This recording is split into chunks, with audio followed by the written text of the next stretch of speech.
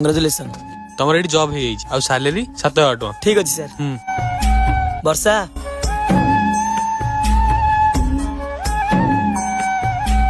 केमिति गला इंटरव्यू? हाँ भल गला इंटरव्यू हेले दरमा कम भाବୁची करबी ना करबिनी। हौ जेमिति तुमको ठीक लागुछ। तुम गोटे कथा कहि बोली भाबुतली। हाँ कहून। तुम तो जानिच ए घरटा लोन रे चलीची आ मु ए घर ईएमआई भी देनी आ घर लोन सुझिया पई आ 6 मास ही बाकी अछि। सियाड बैंक वाला धमक देलेनी जल्दी ईएमआई दियो बोली। हाँ मु जानी छी ए घर लोन ने चली छी बोली। फास्ट टाक तुम फोन चेक करो। अरे चेक करी कौन लाभ? चेक तो करो ना केते बाकी अमाउंट अछि। अरे ये कौन 5 लाख रु 2 लाख 50,000 ही जम लोन तमे देइछ कि पैसा हेले काहे क्यों कौन पई? बाहागर पूर्वरु मु किछि पैसा सेविंग करके रखिथिली। हेले कौन पई तमे भरिया कौन दरकार थिला? तमे तो असुविधा रे अछ मु तुमको केमिति एकला छाडी पारथांती।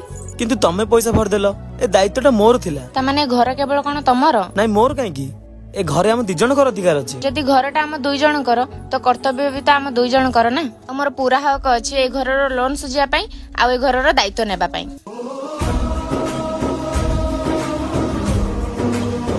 किए कहला भाई ए दुनिया रे सब झियो समान बोली एमिति भी किछि झियो अछंती जे कि परिस्थिति को बुझी हमर साथ देइथांती।